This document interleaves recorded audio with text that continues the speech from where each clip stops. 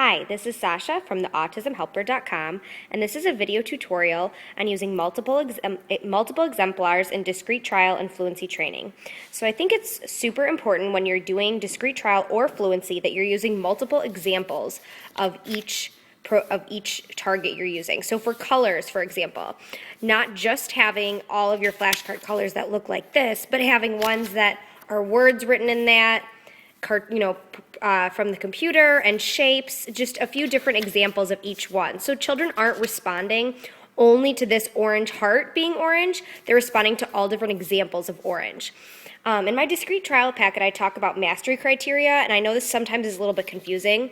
What I like to do is I like to do 4 trials of each color correct, or whatever target you're using, four correct of each target correct on 5 consecutive days. So that would be getting blue correct 4 times, getting yellow correct 4 times, getting orange correct 4 times. An easy way to kind of reduce the counting and the back and forth is just make that many examples, however many is in your mastery criteria. So if my mastery criteria is 4, I have 4 examples of blue, 4 examples of yellow, 4 examples of orange. So for each session, my parent only has to go through this deck 1 time. There's no counting back, how many examples of each should I get. There's an even number of each target, and there's multiple examples included. So that's a quick way to incorporate that into your discrete trial training.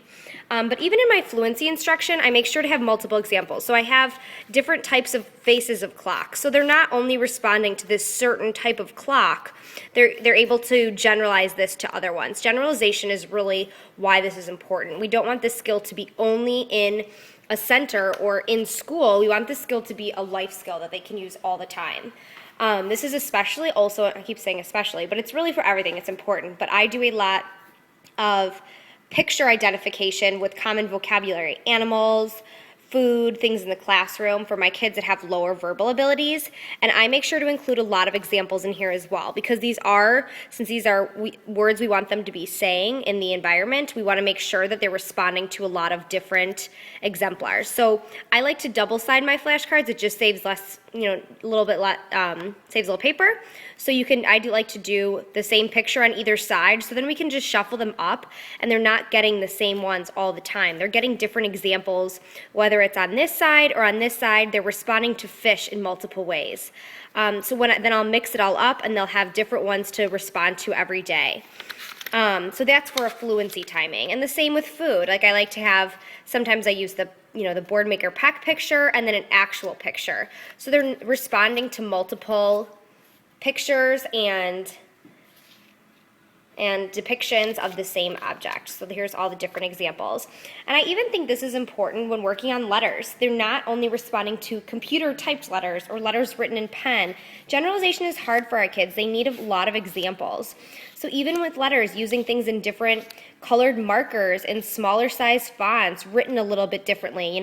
R is still an R if it has a little loop like that, even if it doesn't connect. Those are both R's. So making sure that you have a lot of examples, even with something as simple as letters, is so important. One more quick one is money. And I like to do the same thing that I talked about with colors. So for this target, this child does 5 of each coin.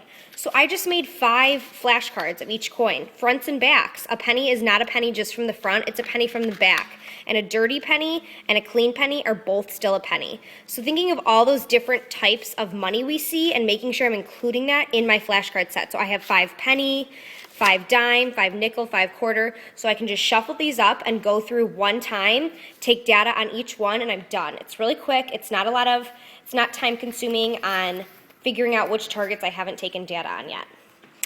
So this was a video tutorial of the importance of multiple exemplars for discrete trial and fluency training by theautismhelper.com.